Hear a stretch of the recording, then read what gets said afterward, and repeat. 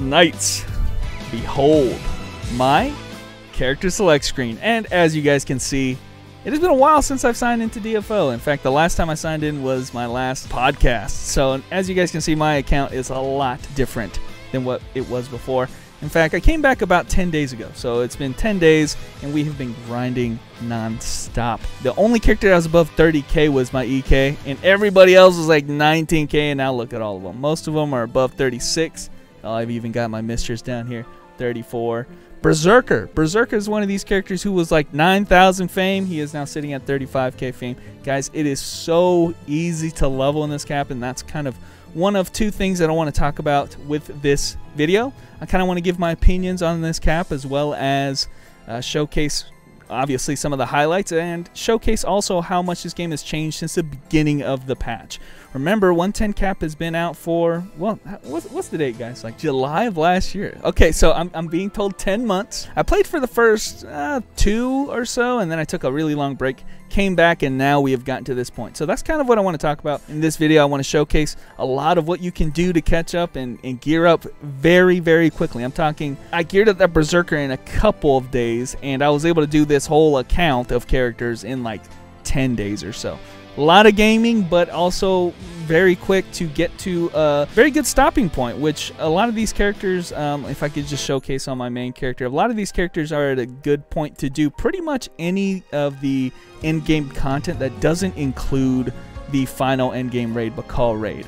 So that includes Beryl, or Total War right here. Total War is like a solo version of the Machine Revolution, or you can do it in a party or solo, and you can get a lot of good items out of it. That's like the hardest content before the raid, and you only have to be 34,000 to do it, as you guys can see right here. Beryl's at 40,000. So I'm at a really good stopping point before I get into Beryl raid. And again, like I said, we're talking only 10 days here.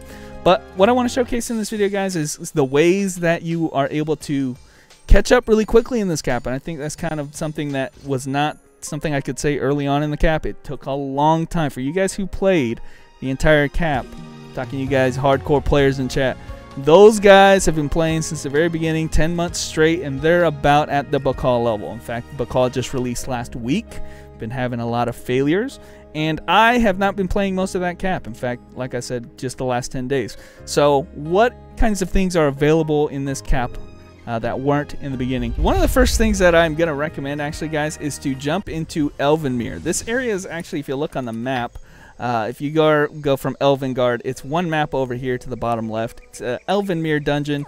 It's really useful because you have the ability to pick up an aspect weapon.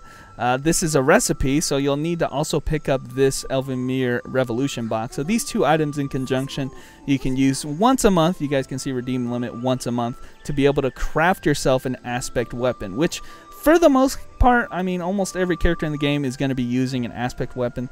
The exceptions are very particular deeps classes, and most of the buffer characters are using a different type of weapon, but almost everybody else is using the aspect weapon. This is just a free place to get it. Should be mentioned, I'm not going to showcase how this dungeon works, but you guys can see you are losing some rewards by skipping zones if you've already done this before. If you do the higher level zones, 61 through 85 only drop the leaf coin, and the areas below only drop the seed coin. So they kind of transition into the higher tier content. If you want to get from one run both the seed and the leaf coin, then you're going to want to come into this zone and start at least from 36, if not just from 1 to 100. It's very simple. I'm not going to enter in here right now, but effectively it's very easy content. Bring your strongest character in there, but seriously, you could probably basic attack everything in there. But most people don't need to do this every month. Getting your aspect weapon is also very, very easy in dungeon. You know, you're going to eventually get it with all the different systems they have. But I did want to mention this because it was a really good idea. So here you go. Oh, here's a really quick one. If you go into your Explorer Club and you are doing the adventure, you can actually go, you'll get all these points and all of this stuff. It's a whole system. You guys can look into how that works. But effectively, you get points out of that. And if you use your adventure tokens, you can actually pick yourself some epic, at least once a month, just some epic box right here. So this is a quick way to get one every month as well. Yeah, once every month. Well, okay, one thing that you can get once you get to the max level is access to the Storm Wrath. I'm actually doing the quest right now just so I can showcase it. you've already done it once on a character, you can go ahead and clear quest. But it's basically a new area aside from the Stormy Route, which was in the previous cap. Storm's Wrath, though, this is a very useful new weekly dungeon that if you played early on in the cap, you didn't have access to this.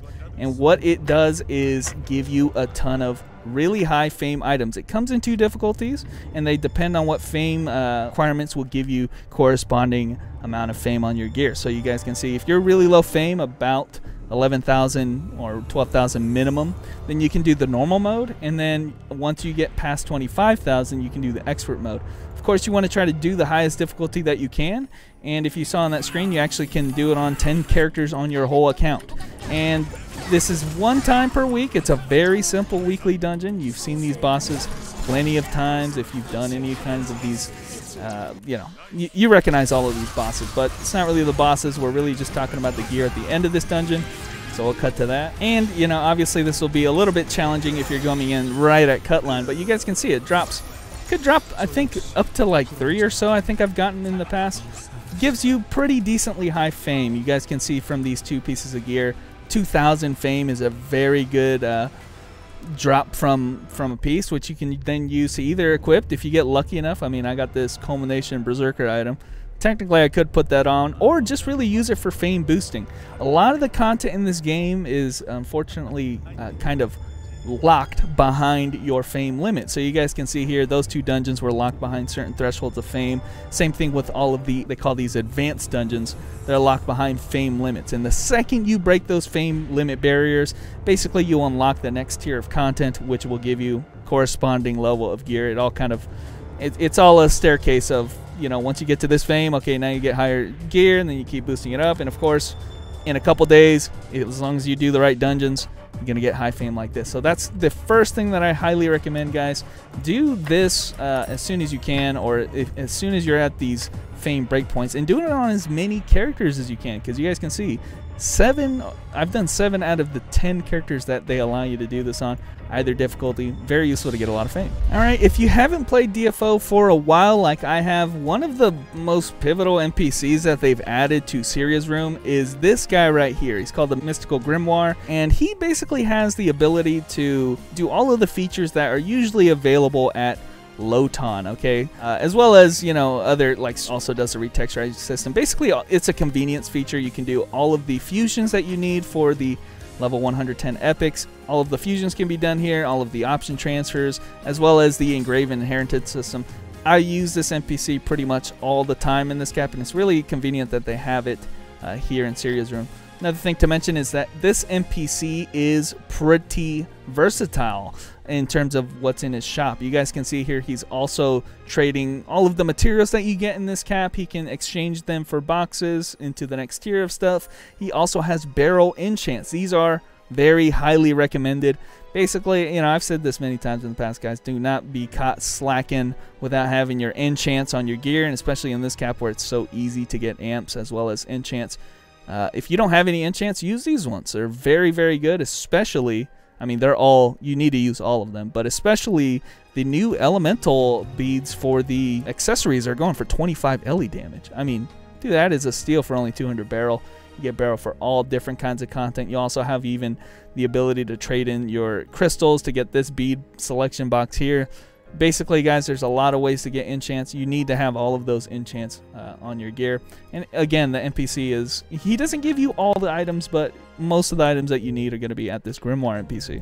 All right, topic in the chat. Next topic to talk about, guys, is the revamped mission system. You guys can see they've really simplified it from when this cap came out. One of my biggest complaints about early on in the cap is that you had to burn your FP very needlessly to do your dailies to get your play points. You know, it's just a convoluted way to get your play points. Now it's very simple, guys. Basically, all you have to do, you can still re-roll like you did before. You get 3 easy missions that give you a bunch of these materials right here. But the main one that you have to do if you want to do the advanced dungeons is this one down here, which only requires you to do 4 preset dungeons. This is the same mission for every character in your account. And one of the things that came with the quality of life that has been very, very useful is that it actually works as a way to jump you between all 4 dungeons. So you actually don't even need to travel to each dungeon. It travels to them automatically. So it's, again, we're talking, there's a lot of quality of life stuff that wasn't available early on in the patch, and something that you're going to notice right away when you start playing, if you start playing again. A lot of the really nice convenience changes like that. So I'm going to clear this dungeon just to showcase what I'm talking about. Here's what I was talking about the convenience, guys. It'll jump you to the next dungeon, which is Vericolis, which is the next mission in this Playpoints mission. It'll also retain whatever difficulty that you selected. So it's just a really quick and easy way to go through all 4 dungeons and get your play points. It should be mentioned that you only get 10 play points a day via this system, but again, that's a per day sort of thing. Last time it was a per FP sort of thing. So yeah, it's definitely a per day, 10 per day, but it's a daily, very quick, 4 dungeons. It just takes you a few minutes. I will mention while we're doing these normal dungeons is that early on in the cap, a lot of the ways that you are getting your epics are farming particular dungeons. And so let me explain how they've kind of revamped how you kind of go about gearing in this cap. If you go over here to your menu and you click on guide, they've got a really nice UI feature that allows you to build your set, and it showcases which dungeons each of these gears drop from. So, okay, so I got this Frankenstein's monster of a set, but the really nice convenient thing is that it tells you which dungeons each of those pieces drops, you know, and which ones you should farm of the normal dungeons on the left or the advanced dungeons on the right. Technically speaking, Nobless code can drop most all of these gears right here, minus my belt right there. So it's a really unique feature that shows you what you should be farming in order to get these gears in terms of normal dungeons and advanced dungeons. But I should mention, okay, with the quality of life patch, a lot of the times you're not really going to be farming for normal dungeons to get your epics, and that's because I'm going to show you guys right now. We've got a really convenient way to get epics nowadays, and it doesn't involve any normal dungeons. Okay, it involves completely farming everything in advanced dungeons, and it's very abusive and also very easy. But it's a little bit of a strategy. I gotta show you guys first. But hey, don't forget to do the rest of these missions. Alrighty guys, we're going to jump over to the Nobless Code channel. This is one of the 3 different types of advanced dungeons that are available. The advanced dungeons are the ones that you purchase using your play points. And you guys can see the tickets are right here. Nobless Code, Destroyed Castle of the Dead, as well as Meister's Lab. And Nobless Code, you have to go to this special channel, but it's very, very useful for gearing up characters in this game. Now, it requires 4 characters. It's not a strategy I'd recommend for everyone, but it's a great way to use your alts and your mains in conjunction to gear everybody up at the same time. The strategy involves purchasing the ticket. Now, what you're going to notice, and something that's very important with the quality of life, is that if you hover over a ticket, right there at the bottom you guys can see it says it consumes 100 Ryan cores automatically to activate ticket enhancement effects. And ticket enhancement effects are the quality of life change that has changed how these dungeons work and how pretty much the whole game works entirely. Ryan cores look like this. They're this item right here. You get them all over the place, and if you hover over them, it tells you where else you can get them. Basically, any normal dungeon you can get them. You're getting a ton of them on this character. Now, it is an untradeable character-bound item, but you should have a lot of them if you're playing the character. If you're not, you're going to have to basically use the account-bound version or the equivalent, and it looks like this. It's the condensed Rancor, and that's what I'm going to use right now. And you can use this, again, like I mentioned, for activating the ticket enhancement system. So I have an account-bound version. If you want to trade those in, again, you can use a Grimoire that's in Syria's room, or you can just trade them in at the local NPC near the dungeon that you want to farm. Now, basically, I'm just going to tell you the strategy. If you are looking for particular slots of gear, what you're going to be getting out of these tickets are the selectable boxes. This is actually a buff that comes from the ticket enhancement effect. And it's kind of RNG, and I'll show this once we get into the dungeon, but effectively you are getting a selectable box, and unless you pick any one of these epics, this just happens to be an area epic. This is an epic that only drops from Nobless code, and this box gives me a selectable version of that. So for instance, I needed this shoulder, I was able to select it, boom, receive it right there.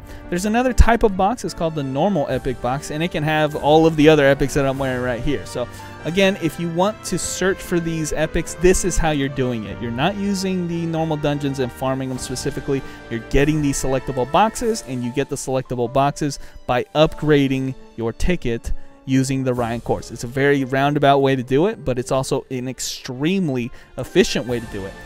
Here I'm going to showcase, I mean, if you haven't done Nobless code, I mean, I'm not going to try to explain it here. I already kind of set up my team. I'm basically using my satyrs and I'm using my EK to grind me through. And I'm doing the normal difficulty. Now, it should be mentioned, if you have different goals, you should be using different tickets. If you're only looking for the boxes to get your epics, the selectable epic boxes, I recommend doing the lowest difficulty you can, because you will notice as you get to higher difficulties, they cost more Ryan cores, which is, I have found to be a pretty limiting resource in terms of there's only a few places you can get Ryan cores, and it's not that easy. So definitely do the lowest difficulty of whatever content you're doing, whether it be Nobless code or Castle of the Dead or Meisters, if you're only looking for the boxes, because then again, like I said, you get increasing cost. I mean, Meister's Master costs 500 Ryan cores. I mean, that is so many less chances at getting the selectable box. But if you're looking for higher fame, again, it's not like it's not worth using the higher tier boxes. It is worth it, but only if you're trying to farm fame, then you try to do the highest difficulty you can to get corresponding higher famed epics. It's kind of like what you're trying to do with your account at the time. There are situations for both, but in this case, you know, if you're looking for a particular epic on your character, use the lower value one like I'm going to do right now. So I'm going to do the normal difficulty. It only costs 100 Ryan cores. And what you want to look at down here is this box right, or buff right here. You guys can see it just straight up tells you what this Ryan core buff is doing. This is an enhanced buff. It only activates if you use Ryan core, and this is all coming from the quality of life patch. So it's very, very efficient. It's how I've been able to gear so quickly. Look at what it does. It gives you one guaranteed area epic box. That's the one that's on my my enchantress right now. I have a 15% chance of dropping an area chest off of any of the bosses in here. Huge. One extra epic boss when defeating the fauna boss. That's another epic. I mean, it's just telling you what it gives. Of course, those are all random, so you can see one of the effects wasn't the normal epic box, so I'm not going to be able to get a selectable epic out of it. But yeah, you're basically just hoping to get a decent buff out of that, and then you can use your character and actually farm the content much more efficiently than before. Remember, when this patch came out, there was no Ryan core buff, and you were kind of stuck, you know, gearing up, hoping that you get all the drops you can from every run. Now we got some super efficient buffs to use instead. Alrighty guys, we are at the other advanced dungeon called Destroyed Castle of the Dead. I spent a long time here grinding out my stuff, guys, but it should be mentioned, if you actually look at the list of items that you can get out of here, there are some that are unique only to this area. You guys can see right here, this Noble Loyalty, for instance, only drops out of this advanced dungeon. You can't get this out of Nobless code. You can't get this out of Meisters. They only drop, for instance, this Unlimited Cybernetics. They only drop in this dungeon. So again, the same kind of strategies. Again, you can use 50 Ryan cores this time if you do the normal difficulty to get a buff that will give you, potentially give you the selectable boxes again. So this one is one of the area epic ones. All of these are only obtainable from, well, except these three down here. All of these ones up here are only obtainable for this dungeon, so if you're looking for any one of these particular ones, you'll need to get the box that corresponds with the advanced dungeon that it drops from. There's a different set of all of these gears for each of the advanced dungeons, so some of them are very particular to each area. But showcase, again, it's much the same deal. All I need is 50 Ryan core this time to get the buff for the normal ticket. And I'll do that real quick. Something I highly recommend for a lot of people who are doing Archon. A lot of the pieces, at least 2 of them, drop from this area. And yeah, you just got to farm normal and hope that you can get a box out of it. There'll be a prompt also before you use any ticket. If you don't have enough Ryan cores, it'll tell you that your buff is not active and you're about to go in without a buff. But you guys can see here, I get a 5% chance of getting all these kinds of epics or equipment selection boxes. I mean, this is a good buff. This is how you can get all kinds of boxes. Hopefully I'm lucky enough to get one. I was trying my damnedest to showcase the box dropping, but unfortunately, guys, I'm out of time. Hopefully I can get it off this final boss. If not, well, it is only a 5% chance, but again, it is worth it. It was a very low cost. We're talking 50 Ryan cores. You're gonna, you have a ton of those lying around. It's worth it to activate the buff, because the box is going to save you so much time. Nobless code might even be, better when you're looking for normal stuff. But if you're looking for very particular pieces, for instance, the ones that only drop in this area, then you'll obviously need to farm this area. But the boxes are very useful. Drop out of there. The one advanced engines we didn't talk about, guys, is the last one, Meister's Lab. Personally, my favorite in particular for farming fame. Again, we can access everything from the Falasia here. And this dungeon right here, basically when you get to the minimum fame of 26,900, you should only be doing Meister's Lab, normal, expert, and then master afterwards. You shouldn't really need to be doing any other advanced dungeons if you're only farming for fame. If you don't have your full setup like I do right now, then you're going to want to try to increase your fame and boost yourself till you get to the higher thresholds, and just focus around Meister's Lab to get your fame up. This is kind of how I was able to rush so fast. I mean, in one day, for instance, on my brawler, I did this on stream. One day, I was able to get from below Meister's normal all the way past to Meister's master in one day. 26,000, 34,000 in one day. It is insane. Definitely worth it. It's where you want to spend most of your play points. Now, one thing I didn't mention, guys, is, okay, we obviously can tell you can pick up any epic here. What are the epics that you should get? Well, I have a really great resource for you. If you haven't heard about it, you are really missing out. It's a very powerful resource from a guy, Mike, here on DFO. And he's made a really cool website that kind of talks about some of the meta builds. I'm going to link it in the description below, as well as I'm showing it right here on the screen. And these are kind of the meta builds, as well as the optimal pieces that you'll want to pick up for some of these sets. You should read through them. A lot of them are very unique play styles. Like, some of them might petrify you. They'll put you to sleep. Some of them are, my favorite, for instance, is the Archon set. Basically makes your HP 0, but your mana max, and you get to spam as crazy as you want. You don't have to worry about your HP. Look through those sets if you don't know what to do. For instance, all of my buffers are rocking the same set because that's the pieces that are really good for buffers. So this is the kind of the stuff that you want to do if you're looking at the optimal kind of routes, or basically the basic routes. It won't give you the pure optimal stuff. That includes a lot of the custom epics that aren't really showcased there, but the core builds are there. And then you can kind of work from there. Another website I want to talk about is DFCat. It's kind of like a way that you can look at the Korean builds. These are kind of the top builds in Korea. Very highly recommended. You can go through each class. You can see basically anything revolving their gear, as well as what skill builds they're using, what kind of stuff the top best in slot Koreans are using. You can kind of copy their builds in terms of their gear as well as their skill builds as well. I want to mention that because I was very lost, and I got a lot of mileage out of at least building some of the core builds and understanding what are the kind of core pieces of each epic. None of this kind of plays together. You just kind of have to know and read the descriptions about what all of these things do, what are the good combinations. Mike's website does a good job, as well as just looking at some of the top builds in DFCat to kind of pick out from the best Koreans. In my case, though, however, guys, I've got some pretty fun builds, okay? And I want to make it a point here, because I don't want people coming back later and say, what the fuck build are you rocking, Rick? Guys, I'm rocking the Freedom build, okay? This is a full cooldown build, and I'm rocking it. I'm 100% cooldown, and, you know, that's the one thing you got to remember, guys. As much as everybody likes doing the highest damage and copying all the Koreans, I also like having a little bit of fun in my game. So right now, for instance, I'm rocking a really high cooldown build on my monk. One build that's really kind of interesting is that Crusader, male Crusader, he actually has the ability to go a full basic attack build. In fact, I want to showcase how strong this thing is. It is absurdly strong, guys. This is a good example of a build that's really good, and now you get to showcase Meisters a little bit as well. But yeah, definitely use the Rhine Core buff in Meisters. You can get more equipment, which again, we're talking high fame equipment, and extra chances at extra drops. But this is one of those builds that you can do in that I actually copied from DFCat. This is something that, you know, all the male satyrs are doing nowadays, and it's a pretty interesting build, because all you have to do with this build is stack up your little buffs and then just go ham with Jupiter Hammer. You don't even need to level.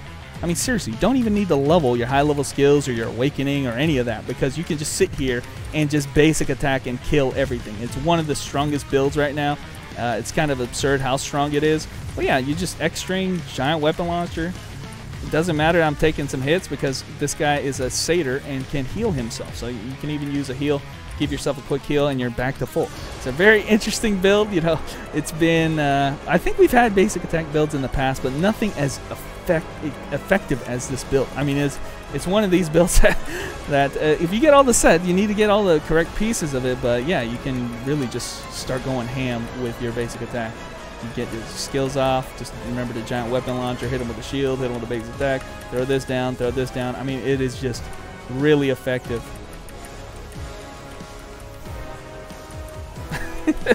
You'll be surprised if you're at this fame.